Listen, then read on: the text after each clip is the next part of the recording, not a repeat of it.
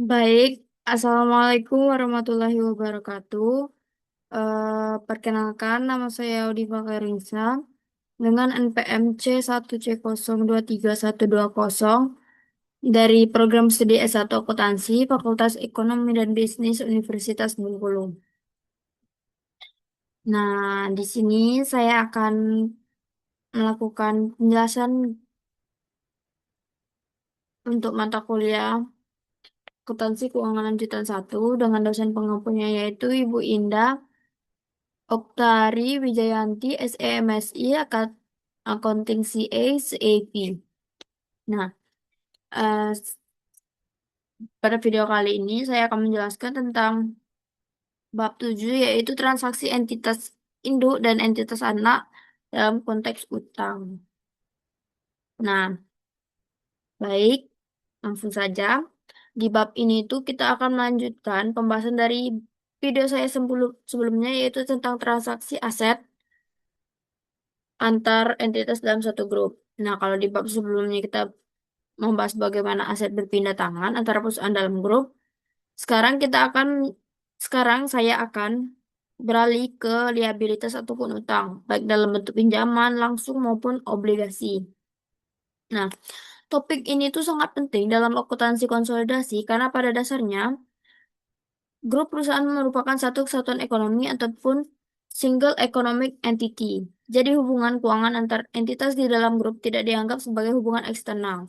Dengan kata lain, kalau ada utang dan piutang antar entitas dalam grup, maka bagi grup secara keseluruhan itu seperti berutang kepada diri sendiri. Nah, itu tuh tidak memiliki efek ekonomi yang real. Karena itu dalam laporan keuangan konsolidasi, hubungan ini seperti ini tuh harus dieliminasi agar laporan gabungan itu benar-benar mencerminkan kondisi ekonomi grup yang sesungguhnya, bukan hasil dari transaksi antar bagian di dalamnya. Nah, di bab 7 itu memiliki tiga tujuan pembelajaran, yaitu yang pertama, memahami konsep terkait dengan transaksi jual beli instrumen utang antara entitas induk dan entitas anak, serta dampaknya terhadap penyusunan laporan keuangan konsolidasian. Yang kedua itu memiliki kemampuan untuk membuat jurnal eliminasi terkait dengan transaksi pembelian obligasi langsung dan dari pihak afiliasi. Maaf. Yang ketiga itu memiliki kemampuan untuk membuat jurnal eliminasi terkait dengan transaksi pembelian obligasi entitas anak dari pihak non-afiliasi. Nah, di bab 7 sendiri itu memiliki tiga subbab utama, yaitu yang pertama, transaksi utang antara entitas induk dan entitas anak. Yang kedua, yang subbab kedua itu transaksi pembelian obligasi langsung dari entitas anak atau entitas induk yang memiliki dua poin, yaitu yang pertama pembelian pada harga par, yang kedua itu pembelian tidak pada harga par. Yang subbab ketiga itu transaksi pembelian obligasi entitas anak dari pihak non-afiliasi, sama seperti bab subbab dua tadi, ini memiliki dua poin juga. Poin yang pertama itu pembelian pada harga sama dengan nilai tercatat, sedangkan poin yang kedua itu pembelian pada harga berbeda dengan nilai yang tercatat. Nah, kita mulai dengan pembahasan pertama, subbab pertama yaitu transaksi utang antar entitas induk dan entitas anak. Dalam praktik bisnis, wajar bila induk perusahaan memberikan pinjaman kepada anak perusahaannya. Nah, hal ini itu biasanya dilakukan untuk mendukung kebutuhan dana operasional, memperluas usaha, membeli aset tetap, atau bahkan untuk menutupi kekurangan kas anak ataupun kas anak. Sebaliknya, itu anak perusahaan itu juga bisa memberikan pinjaman kepada induk. Misalnya, induk itu memiliki kelebihan dana yang belum digunakan. Maaf, maksudnya bila entitas anak itu memiliki kelebihan dana yang belum digunakan, maka dia tuh bisa meminjamkan dana tadi ke induk. Nah, secara individual, transaksi ini dicatat secara normal sesuai prinsip akuntansi yang berlaku umum, yaitu yang pertama itu pihak yang memberikan pinjaman mencatat piutang antar entitas ataupun receivable dan pendapatan bunga. Sedangkan pihak yang menerima pinjaman mencatat utang antar entitas dan beban bunga. Namun dalam konteks konsolidasi laporan keuangan, hubungan keuangan seperti ini itu tidak menambah nilai ekonomi bagi grup. Nah, Jadi grup itu tidak benar-benar memperoleh ataupun kehilangan uangnya, uang ataupun dananya, karena dana ataupun uangnya itu hanya berpindah antara perusahaan yang masih dalam pengendalian yang sama. Nah, karena itu ketika laporan keuangan digabungkan, akun-akun ada akun-akun yang harus dihapus ataupun dieliminasi yang misalnya itu utang dan piutang antar entitas, yang kedua itu piutang bunga dan utang bunga, yang ketiga pendapatan bunga dan beban bunga. Nah, tanpa eliminasi, laporan konsolidasi akan menggambarkan kondisi yang salah seolah-olah grup memiliki kewajiban kepada pihak luar. Padahal kenyataan itu tuh hanya hubungan internal antar perusahaan. Nah, selain itu, eliminasi juga mencegah pengakuan pendapatan ganda. Misalnya, induk mengakui pendapatan bunga dari anak. Dan anak juga mengakui beban bunga. Padahal secara grup, itu tuh tidak ada menambahkan kekayaan ataupun dana apapun di lap- dalam kenyataannya. Nah, jadi dalam laporan konsolidasi, prinsip yang digunakan itu adalah bahwa semua transaksi internal antar entitas dianggap tidak pernah terjadi. Jadi hubungan utang ataupun piutang dan bunga antar induk dan anak itu perusahaan dianggap tidak ada sama sekali. Nah, tujuan dari proses eliminasi itu adalah untuk memastikan bahwa laporan keuangan konsolidasi hanya menampilkan transaksi dengan pihak eksternal. Artinya itu, jika sebuah transaksi hanya terjadi di dalam lingkup perusahaan yang dikonsolidasi, maka seluruh efeknya itu baik aset, liabilitas, pendapatan maupun beban, itu harus dihapus dalam proses konsolidasi. Dengan begitu, laporan konsolidasi bisa memberikan informasi yang lebih akurat, relevan, dan tidak menyesatkan bagi para pengguna laporan keuangan seperti investor, kreditor, maupun pihak-pihak yang berkepentingan. Yang kedua itu sebab yang kedua itu transaksi pembelian obligasi langsung dari entitas anak ataupun entitas induk. Nah, eh, ini tuh bisa terjadi ketika salah satu entitas dalam grup menerbitkan obligasi dan entitas lainnya itu membelinya. Entitas lain di dalam grup sendiri itu membelinya. Nah, misalnya itu induk membeli obligasi yang diterbitkan oleh anak ataupun sebaliknya. Anak membeli obligasi yang diterbitkan oleh induk. Nah, obligasi itu sendiri pada dasarnya adalah bukti utang jangka panjang yang diterbitkan oleh perusahaan untuk memperoleh dana. Tapi ketika obligasi ini berpindah antar entitas dalam grup secara ekonomi, grup tidak benar-benar berhutang pada pihak luar. Karena itu semua hubungan keuangan antar entitas dalam grup yang melibatkan obligasi itu juga harus dieliminasi. Nah, ada dua bentuk yang harus kita pahami yaitu poin-poin di subbab kedua yaitu yang pertama pembelian pada harga par, yang kedua itu pembelian tidak pada harga par. Yang pertama itu pembelian pada harga par. Nah, transaksi disebut dilakukan pada harga par itu ketika obligasi dibeli dengan harga yang sama seperti nilai nominalnya. Itu artinya harga jual sama dengan nilai terbit tanpa ada diskonto maupun premi.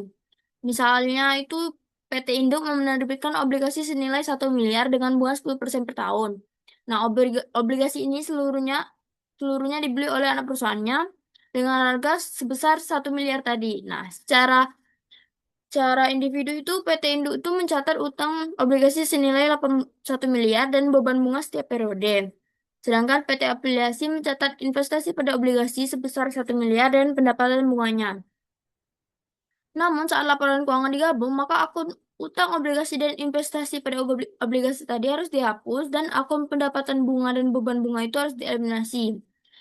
Dengan demikian, laporan konsolidasi itu tidak menunjukkan adanya hubungan keuangan internal karena dari sisi grup tidak ada pihak eksternal yang terlibat.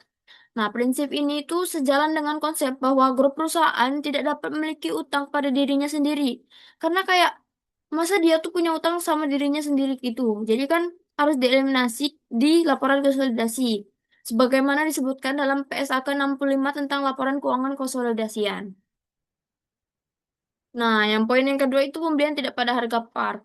Dalam praktiknya, pembelian obligasi seringkali tidak dilakukan pada nilai nominal, maka pembelian tidak pada harga par itu lebih umum karena tingkat bunga pasar dan tingkat bunga kupon obligasi itu seringkali berbeda. Nah, perbedaan ini tuh bisa jadi menimbulkan diskonto jika bunga pasar lebih tinggi dari bunga kupon, ataupun premi jika bunga pasar lebih rendah dari bunga kupon. Nah, penjelasan lebih lanjutnya itu jika obligasi dijual di bawah nilai par, maka artinya investor membelinya lebih murah karena bunga kuponnya rendah. Nah, maka itu disebut diskonto. Jika dijual di atas nilai par, maka artinya investor bersedia membayar lebih karena bunga kuponnya lebih tinggi dari harga pasar. Itu disebut dengan premi. Ketika pembelian seperti ini terjadi antara entitas dalam grup, seluruh efek diskonto ataupun premi juga harus dieliminasi. Karena diskonto dan premi hanyalah hasil dari perbedaan tingkat bunga internal antar entitas, bukan hasil transaksi dengan pihak eksternal. Nah, selain itu, semua akun pendapatan bunga dan beban bunga itu juga harus dihapus. Dalam laporan konsolidasi, hanya pendapatan atau beban yang timbul dari pihak luar yang boleh dicatat. Sebab yang ketiga itu transaksi pembelian oblig Sebab yang ketiga itu transaksi pembelian obligasi entitas anak dari pihak non afiliasi. Nah, pada subbab terakhir bab ini itu membahas transaksi yang melibatkan pihak eksternal ataupun non afiliasi. Nah, transaksi seperti ini tuh terjadi ketika induk membeli obligasi entitas anak dari investor luar, artinya hubungan keuangan semula eksternal, tetapi setelah dibeli oleh induk, maka menjadi internal dalam grup. Nah, karena sekarang utang dan investasi berada dalam satu grup, hubungan keuangan itu tetap harus dieliminasi dalam laporan konsolidasi. Namun dalam kasus ini, itu bisa timbul keuntungan ataupun kerugian dalam penarikan obligasi, tergantung pada perbandingan antara harga dan pembelian dan nilai tercatat obligasi tersebut. Yang poin pertama itu pembelian pada harga sama dengan nilai tercatat. Nah, kalau induk membeli obligasi anak dengan harga sama seperti nilai tercatat, maka tidak ada laba ataupun rugi yang tertimbul. Dalam kasus seperti ini, proses eliminasi eliminasi dilakukan seperti biasa, yaitu utang obligasi dan investasi pada obligasi dihapus, pendapatan beban pendapatan bunga dan beban bunga dihapus, dan tidak ada selisih yang harus diakui sebagai laba ataupun rugi. Nah, dengan demikian hasil akhirnya yaitu laporan konsolidasi itu bersih tanpa adanya perubahan laba ataupun rugi grup. Nah, yang kedua itu pembelian pada harga berbeda dengan nilai yang tercatat. Nah, jika harga pembelian lebih tinggi ataupun lebih rendah dari nilai tercatat, maka itu kan akan timbul keuntungan ataupun kerugian penarikan obligasi bagi grup. Nah, jika harga pembelian lebih rendah dari nilai tercatat, maka grup diuntungkan karena bisa melunasi utangnya dengan harga yang lebih murah. Sebaliknya, jika harga pembelian lebih tinggi, maka grup mengalami kerugian karena harus menebus utang yang lebih mahal dari nilai bukunya. Nah, dalam kasus ini, keuntungan atau kerugian penarikan obligasi tetap diakui dalam laporan konsolidasi, karena itu merupakan hasil dari transaksi nyata dengan pihak eksternal. Nah, selanjutnya itu saya akan em, mengasih apa sih, memberi contoh kasus singkat. Misalnya, PT Surya itu merupakan perusahaan induk yang memiliki 50% saham pada PT Bumi ataupun anak perusahaannya. Nah, PT Bumi menerbitkan obligasi, PT Bumi itu anak ya, menerbitkan obligasi itu senilai 2 miliar dengan bunga 10% per tahun dan menjualnya kepada investor luar. 2 tahun kemudian PT Surya ataupun PT induknya membeli obligasi tersebut dari investor dengan harga senilai 1,9 miliar. Sedangkan nilai tercatat di laporan PT anaknya tadi itu masih senilai 2 miliar. Nah, dari transaksi itu terlihat bahwa secara kelompok usaha PT Surya dan PT Bumi berhasil melunasi utang grup kepada pihak eksternal dengan harga yang lebih murah dengan selisih sebesar 100 juta menjadi keuntungan penarikan obligasi bagi grup. Karena secara ekonomi, grup menghapus kewajiban 2 miliar tadi hanya dengan membayar dengan 1,9 miliar. Nah, setelah pembelian ini, utang obligasi dan investasi obligasi berada di dalam satu grup, sehingga dalam laporan konsolidasi, kedua akun tersebut harus dieliminasi, termasuk pendapatan dan beban bunganya. Namun keuntungan yang senilai 100 juta tadi tetap diakui sebagai laba konsolidasi yang sah, karena transaksi ini melibatkan maaf, pihak eksternal dan mencerminkan keuntungan ekonomi nyata bagi grup. Dengan kata lain, hubungan keuangan antar entitas di dalam grup dianggap tidak ada, tetapi setiap pengaruh ekonomi yang timbul dari transaksi dengan pihak luar itu tetap tetap harus diakui agar laporan keuangan konsolidasi mencerminkan kondisi keuangan grup secara wajar dan sebenarnya.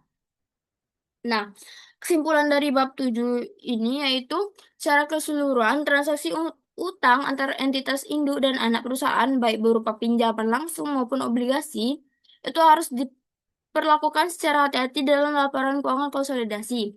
Semua hubungan keuangan antar entitas di dalam grup termasuk piutang, utang, bunga, diskonto, dan premi itu harus dieliminasi karena tidak memberikan dampak ekonomi nyata bagi keseluruhan grup. Nah, eliminasi tadi dilakukan untuk menghapus efek pendapatan atau beban fiktif yang timbul dari transaksi internal. Sehingga laporan konsolidasi menampilkan kondisi keuangan yang benar-benar mencerminkan kinerja ekonomi grup terhadap pihak eksternal. Namun jika terjadi transaksi dengan pihak non-afiliasi, misalnya induk membeli obligasi anak dari investor luar dengan harga berbeda dari nilai tercatatnya, maka selisih tersebut diakui sebagai laba atau rugi penarikan obligasi karena mencerminkan efek ekonomi real bagi grup. Dengan menerapkan prinsip ini, laporan keuangan konsolidasi dapat disajikan secara wajar, objektif, dan transparan, menunjukkan bahwa grup perusahaan tersebut dikelola sebagai satu kesatuan ekonomi yang utuh dan bertanggung jawab. Baik, terima kasih kepada teman-teman yang telah menonton ataupun mendengarkan penjelasan materi bab 7 tadi, yaitu transaksi entitas induk dan entitas anak dalam konteks utang yang saya jelaskan. Jika ada salah kata, saya mohon maaf. Kepada Allah, saya mohon ampun. Terima kasih. Wassalamualaikum warahmatullahi wabarakatuh.